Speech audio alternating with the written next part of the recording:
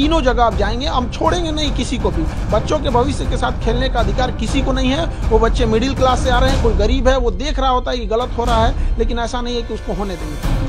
हम सीबीआई जांच करते हैं, सबसे पहले हमसे शुरू करें, वरना आयोग उसके बाद अध्यक्ष पे जाए। पहले हमारे से स्टार्ट कर लें, नार्को टेस्ट कर लें, फिर अध्यक्ष से। क्या कौन झूठ बोल रहा है, कौन सच बोल रहा है, सब सामने आ जाएगा। यहाँ पे संवैधानिक जगह पे बैठ के संविधान की रक्षा करनी चाहिए, देश की भविष्य का।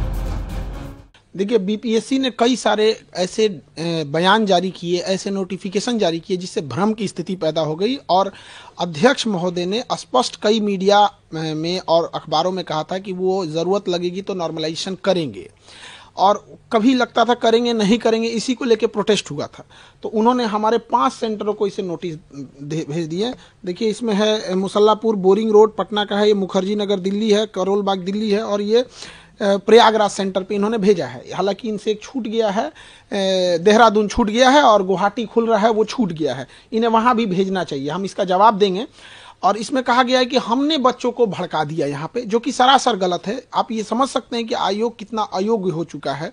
हम बच्चे को कैसे भड़का सकते हैं, जो बच्चा खुद बीपीएससी का एग्जाम देने जा रहा है, एसडीएम डीएसपी बनने वाला है। यहाँ पर इनके गलत एक्शन की वजह से वो अपना विरोध संवैधानिक अधिकार के लिए मांग करने वहां गए थे।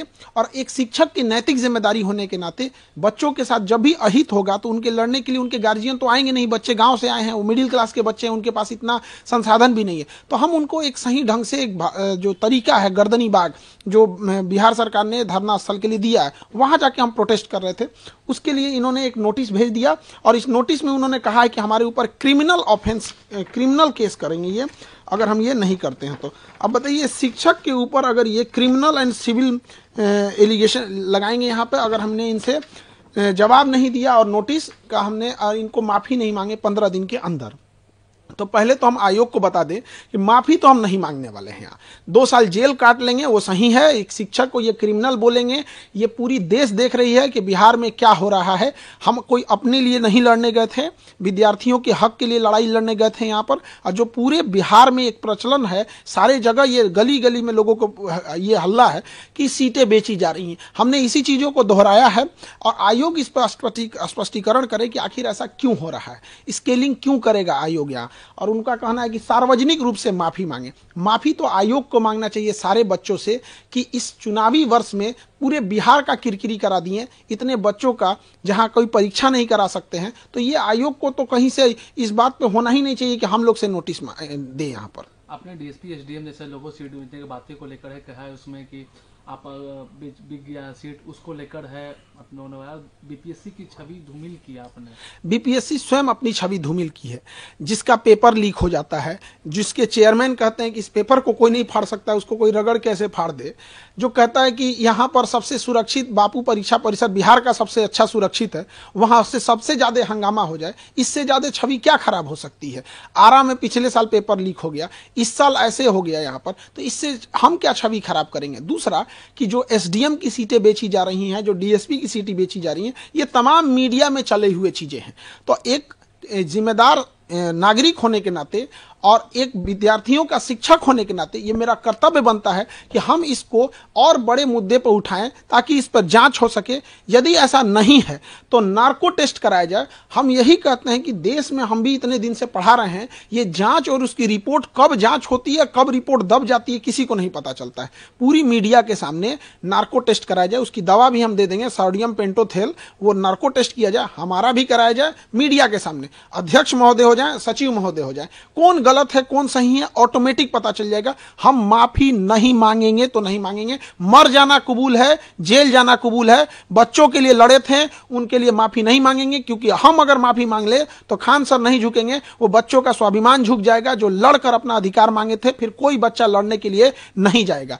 रही बात बच्चों के री एग्जाम की, अगर आयोग बच्चों के हित को ध्यान रखते हुए री एग्जाम कंडक्ट करा देता है, दोबारा बोलते हैं री एग्जाम बीपीएससी कंडक्ट करा लेता है, तो उसके लिए बीपीएससी जो कहेगा वो हम कर लेंगे। बच्चों के हित में ध्यान रखते के लिए जो सजा है वो हम कबूल कर लेंगे, चाहे आयोग कुछ भी कहे, लेकिन ऐसे तो माफी नहीं मांगेंगे। आगे अब खान सर क्या करेंगे? इस नोटिस का जवाब देंगे और एक बीपीएससी को भी नोटिस भेजेंगे कि आपने पूरे विद्यार्थियों को 5 लाख स्टूडेंट को मेंटल ट्रोमा में रखें।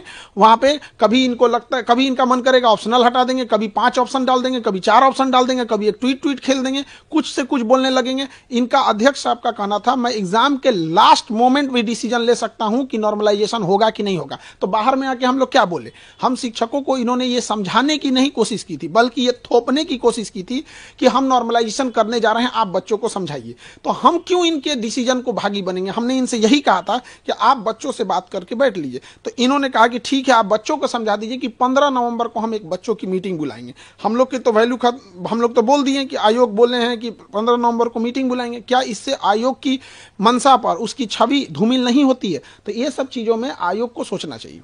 क्या अब आगे आप क्या गवर्नर या किसी बड़े डिग्निशन से क्या आप बात अब हमारा तो यहाँ पे है, गवर्नर साहब से यहाँ पे फाइल रेडी है और मुख्यमंत्री साहब से। अब हम गवर्नर और मुख्यमंत्री साहब के पास जाएंगे इसको लेके। और हाईकोर्ट में हम बहुत पहले जा चुके हैं, हाईकोर्ट में पिटीशन लगा दिए थे हम 16 दिसंबर को ही। अब इत्तेफाक से क्या कहिएगा, उस समय छुट्टी हो गया था, तो ये 16 दिसंबर 2024 को परीक्षा के 3 दिन बाद ही हमने मतलब बिना किसी को बताए हमने लगा दिया वहां पर। लेकिन ये कहिए कि बच्चों की या किसके कहिए कि हाईकोर्ट छुट्टी पे चली गई। तो हम ये तीनों जगह अब जाएंगे, हम छोड़ेंगे नहीं किसी को भी। बच्चों के भविष्य के साथ खेलने का अधिकार किसी को नहीं है। वो बच्चे मिडिल क्लास से आ रहे हैं, कोई गरीब है, वो देख रहा होता है कि गलत हो रहा है, लेकिन ऐसा नहीं है कि उसको होने देंगे। इसकी सीबीआई जांच होनी चाहिए, सीबीआई जांच जाए अपने जगह पे। नार्को टेस्ट सबसे जरूरी है। क्या आप सीबीआई जांच की मांग कर रहे हैं? हम सीबीआई जांच करते हैं, सबसे पहले हमसे शुरू करें, वरना आयोग उसके बाद अध्यक्ष पे जाए। पहले हमारे से स्टार्ट कर ले, नार्को टेस्ट कर ले, फिर अध्यक्ष से। क्या कौन झूठ बोल रहा है, कौन सच बोल रहा है, सब सामने आ जाएगा। यहाँ पे संवैधानिक जगह पे बैठ के संविधान की रक्षा करनी चाहिए, देश की भविष्य का। इससे पहले अतुल प्रसाद भी थे, इतनी बड़ी परीक्षा कंडक्ट कराएं, इस तरह का तो एलिगेशन उन पे नहीं लगा। ये एक एग्जाम कंडक्ट कराने में पूरी तरह से धज्जी उड़ा दी है बीपीएससी का। क्या अब आगे, क्योंकि ये भी कहा जा रहा है क्योंकि छात्र जो लोग धरना स्थल पर बैठे थे, अभी कहें कि बिहार का धरना देने का जगह धरना स्थल है, तो धरना स्थल से कहीं गांधी मैदान कुछ नेता लेकर आरोप ये लगा कि छात्र को है वो कमजोर करने की कोशिश की इस आंदोलन को। कुछ शिक्षक लोगों ने किया, कुछ नेता लोगों ने किया, आरोप तो ये भी लगे। देखिए, आरोप जो लगाया जा रहा है, बच्चों की समस्या समझिए। एक बच्चे के साथ अन्याय हुआ है, उसका पटना में कोई नहीं है, तो कोई भी उसके ऊपर हाथ सलाह देता है तो उसको लगता है कि मेरा अपना है। ये कुछ शिक्षक जैसे कोई बीपीएससी नहीं पढ़ाते हैं तो वो भी वहां अगर हैं तो बच्चों को लगता है ना कि भाई मेरा मोरल सपोर्ट मिल रहा है, वो उसे भगाएगा तो नहीं। अगर कोई राजनेता आ रहा है तो उसे वो भगाएगा तो नहीं। और ये राजनीतिकरण क्यों हुआ है? माननीय मुख्यमंत्री इसमें हस्तक्षेप नहीं किए। यदि वो 2 दिन 4 दिन के अंदर, 1 हफ्ते के अंदर हस्तक्षेप कर लेते तो किसी को राजनीतिकरण नहीं होने देता। हमें या किसी विद्यार्थी को ये अधिकार थोड़ी है कि उनके धरना स्थल पे कोई अगर राजनेता आता है तो उसे वो भगा देंगे यहाँ पर। या कोई शिक्षक भले बीपीएससी को नहीं पढ़ा रहा है, बीपीएससी नहीं जानते, तो वो भी अगर वहां बैठे हैं तो बच्चों को क्या है, वो तो वहां उनको रहने ही देंगे। उनको लगता है कि भाई कोई भी हमारा साथ दे रहा है। तो अगर इसमें राजनीतिकरण हुआ है, जो कि नहीं होना चाहिए, तो उसके लिए भी जिम्मेदार सरकार है। अगर ये त्वरित एक्शन लेते तो ये नौबत ही नहीं आती। उसी धरना स्थल से 2 दिसंबर से लेकर 4 दिसंबर के बीच में 1 हफ्ते तक, वो शुरुआती दिसंबर पे एनसीएल के मामला था, मुख्यमंत्री साहब ने हस्तक्षेप किया, हो गया। 6 दिसंबर को नॉर्मलाइजेशन खत्म था, हो गया। यहां भी हस्तक्षेप करते तो नहीं होता। ये चुनावी वर्ष है, मुख्यमंत्री साहब को भी सोचना चाहिए कि बच्चों के भविष्य में सोचेंगे तो बच्चे भी अच्छा करेंगे। लेकिन बीपीएससी तो ऑटोनोमस बॉडी है, तो इस पर फिर हस्तक्षेप। ये कहने के लिए सारी चीजें होती हैं। मतलब ऑटोनोमस क्या होता है? नहीं, एक होता है कि किसी को समझाने के लिए कुछ भी कर दीजिए, ऑटोनोमस होता है। एक बार डिप्टी सीएम साहब कहते हैं यदि धांधली होगी तो मैं 2 मिनट में परीक्षा कैंसिल करा सकता हूं।